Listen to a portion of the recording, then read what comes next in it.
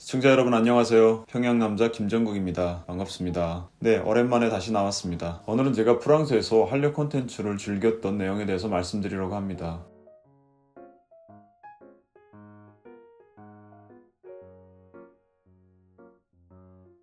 제가 한국 드라마를 처음 봤던 것은 북한에서 대학에 다닐 때였습니다. 한국 드라마에 대한 통제를 엄격하게 하기 때문에 몰래 숨어서 봤어야 했고, 그때 봤던 내용을 친구들과 공유할 수도 없었고, 제가 본 드라마의 수도 그렇게 많지는 않았습니다. 그렇지만 제가 봤던 몇 편 안 되는 드라마를 통해서 한국에 대한 호기심, 친근감 이런 거는 충분히 커질 수 있었습니다. 그러다가 제가 운이 좋게도 프랑스에 유학을 나갔잖아요. 유학에 선발되었을 때 외국에서 더 넓은 세상을 볼 수 있는 기회가 왔다는 것에 대한 기대감이 엄청 났었습니다. 그 중에서도 외국에 나가면 인터넷을 사용할 수 있겠지? 인터넷으로는 대체 무엇을 할 수 있을까? 이런 것들이 정말 궁금했었습니다. 프랑스에 도착을 해서 구글 검색창에 처음으로 한국 드라마라는 검색어를 쳤었고, 또 유튜브로도 많은 한국 노래들과 영화라든지 드라마라든지 그런 것들을 많이 보게 됐습니다. 사실 저는 북한에서 대학생이었을 때 북한에서 하지 말라는 건 웬만하면 안 하는 나름 모범생이었거든요. 그런데도 외국에 나갈 기회가 생기니까 저도 모르게 북한에서 볼 수 없었던 한국 드라마를 좀 마음껏 봐야겠다라는 생각이 들더라고요. 유학에 같이 나왔던 다른 친구들도 아마 저와 비슷했을 거라 생각합니다. 중국 유학생들과는 달리 프랑스 유학생들은 인원도 작았고 또 통제할 수 있는 감시 인원들도 많지 않았기 때문에 저희는 거의 자유롭게 인터넷을 사용했습니다. 원하는 무엇이든 찾아볼 수 있었고, 대학생 기숙사에서 생활했기 때문에 인터넷 비용이 따로 추가적으로 발생하지도 않았고, 정말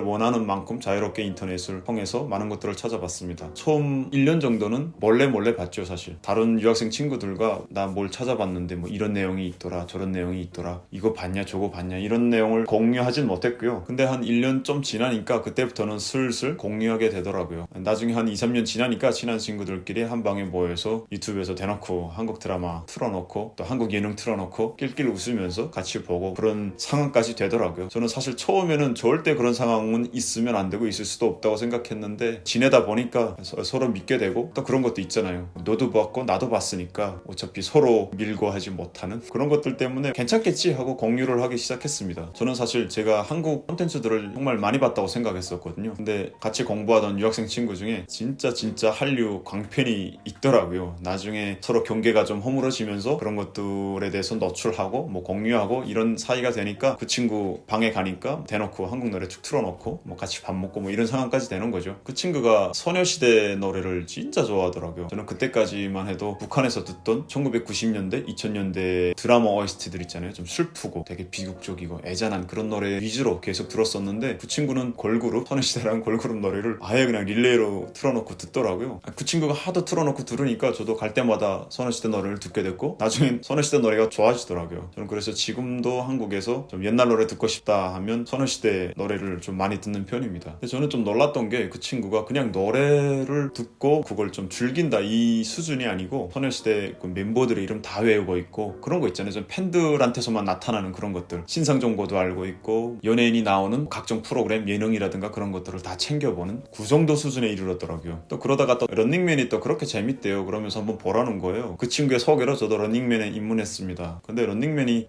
진짜 재밌더라고요. 북한에는 그런 버라이어티 예능이 전혀 없거든요. 포맷 자체가 정말 신선했고, 매 회차마다 소개되는 대한민국의 여러 랜드마크들, 그런 것들 보는 게 참 재미가 쏠쏠한 거예요. 그래서 저도 나중에는 런닝맨을 정말 예전에 방영된 것들까지 다 땡겨서 챙겨보게 됐습니다. 저도 그렇고 같이 유학 나온 친구들도 그렇고, 이런 정도로 한류 콘텐츠를 마음껏 누리고 즐기게 되면 어쩔 수 없이 말과 행동에서 티가 나게 되잖아요. 일단 친구들끼리 채팅을 한다거나 문자를 보낸다거나 할 때 한국에서만 쓰는 그런 채팅 언어들이 있잖아요. 그런 것들을 아주 자연스럽게 쓰는 그런 상황도 왔습니다. 크크크크라든지 유유라든지 그런 건 너무 당연하게 자연스럽게 썼고, 말하다가 쪽팔리다 이런 말도 하고, 사실 북한에는 쪽팔리단 말이 없거든요. 창피하다, 부끄럽다 이렇게 얘기하는데, 한국에서는 창피하다, 쪽팔리다 이런 얘기를 많이 하잖아요. 드라마나 그런 데서 보면 그런 대사들이 나오니까 괜히 좀 따라하고 싶은 그런 심리가 생기는 거죠. 한 번은 또 어떤 일이 있었냐면, 대학에서 프로젝트 과제를 줬는데 건축의 특성상 맵을 되게 많이 보거든요. 그래서 구글 맵도 많이 보고 스트릿뷰에 있는 사진들도 많이 찾아보게 되는데, 언젠가 한번 과제를 하다가 대한민국의 거리가 갑자기 궁금해졌어요. 구글 스트릿뷰로 이런 걸 다 볼 수 있다고? 그러면 한국에 줌인 해갖고 봐도 거리들을 다 벌 수 있는 건가? 갑자기 그런 생각이 드는 거예요. 그래서 구글 맵에 서울 검색하니까 광화문 광장 이런 게 나오더라고요. 그래서 스트릿뷰로 들어서 봤는데 와 진짜 제일 놀랐던 게 정말 거리가 깨끗하더라고요. 광화문 광장, 종로 그쪽 거리가 정말 반듯하고 넓고 깨끗한 거예요. 물론 얼굴은 모자이크 됐지만 사람들이 왔다 갔다 하는 게 다 찍힌 거예요. 패션도 되게 좋고 현대도시라는 느낌을 받았어요. 스쿨버스도 가고 노란 거 학원버스 있잖아요. 그때는 뭐 학원버스인지는 몰랐지만 시내버스들도 엄청 많고 그런 것들 보니까 갑자기 확 궁금해지는 거예요.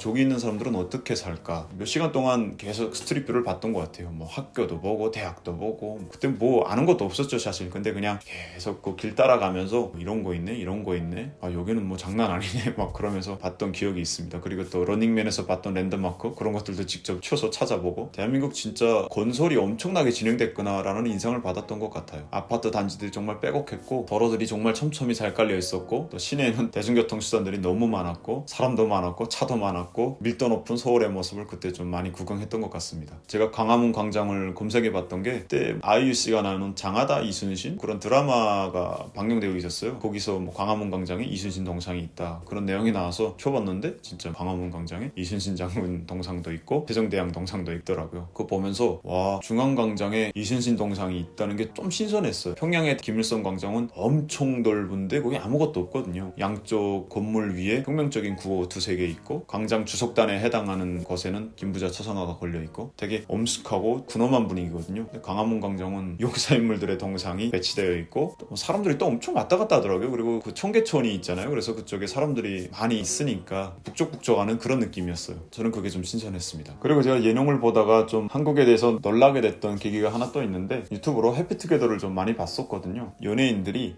자기만의 레시피를 공개해서 그걸로 뭐 순위를 매기고 그런 코너가 있었거든요. 거기서 명불허전 1위였던 레시피가 지성만두밥이었어요. 연예인 지성씨가 냉동만두랑 밥을 가지고 간단하게 정말 맛있는 지성만두밥을 만드는 그런 레시피였는데 그 코너에서 이기려면 일단 맛있어야 되고 쉬워야 되고 요리에 드는 비용이 작아야 되거든요. 지성만두밥이 그 세 가지 조건에 다 충족하면서 아주 대박인 요리다라고 소개가 된 거예요. 그러면서 유재석씨가 이런 말을 하는 거예요. 집집마다 냉장고 보면 먹다 남은 만두들은 다 있잖아요. 그런 걸 활용해서 만들면 정말 맛있는 지성만두밥을 만들 수 있다 이러시는 거예요. 근데 저는 그 말을 듣고 집집마다 어떻게 먹다 남은 만두가 있는 거지? 저는 정말 이해가 안 됐습니다. 북한에서는 만두를 명절에만 먹거든요. 설날이라든가 음력설이라든가 추석이라든가 온 가족이 모여 앉아서 밀가루 반죽하고 밀고 속 넣고 만두 빚고 이렇게 먹는 게 만두였는데 그래서 저는 1년에 만두를 안 와서 2번, 3번 먹었던 것 같아요. 근데 집집마다 만두 하나씩은 다 있지 않냐 이런 식으로 얘기를 하니까 대한민국이 진짜 발전했구나. 경제 차이가 정말 크구나 라는 생각을 했던 것 같아요. 네 여러분, 제가 지금까지 프랑스에서 유학하면서 한류 콘텐츠들을 즐겼던 이야기, 또 같이 유학했던 친구들, 북한 유학생들이 한류 콘텐츠를 어떻게 즐겼는지, 얼마나 한류를 좋아했는지 이런 것들에 대한 내용을 두서없이 이야기해봤습니다. 한국에 올 때까지만 해도 시간이 좀 흐르면 북한도 좀 느슨해지고 통제도 좀 덜해지고 좀 오픈되고 북한 사람들이 한국 드라마를 쉽게 볼 수 있는 날이 오지 않을까라는 기대를 했었는데 지금 상황을 보면 계속 시간은 거꾸로가고 있는 것 같습니다. 김정은이 집권하고 나서 반동 문화사상 배격법이라는 것까지 만들어서 아예 한류를 엄격하게 차단하는 노력을 하고 있죠. 근데 저는 지금 상황을 보면서 이런 생각이 들어요. 북한 정권이 한류에 대한 북한 주민들의 욕망, 그걸 아무리 억누르려고 해도 나중에 그 반작용은 더 배가 될 거라고 생각합니다. 왜냐면 제가 그걸 체험했으니까요. 또 이런 생각도 듭니다. 프랑스에서 공부하면서 한류 콘텐츠, 외국의 많은 콘텐츠들을 마음껏 누리던 유학생 친구들이 지금 북한에서 살면서 얼마나 갑갑할지 저는 그 심정이 가늠이 가지 않습니다. 몰랐으면 모를까 그걸 즐기다가 들어갔으니 삶이 참 재미없겠죠. 북한 주민들이 한국의 질러픈 콘텐츠들을 마음껏 누릴 수 있는 그런 환경이 마련되는 방향으로 흘러갔으면 좋겠습니다. 제 이야기 들어주셔서 감사합니다. 지금까지 평양에서 온 남자 김정국이었습니다.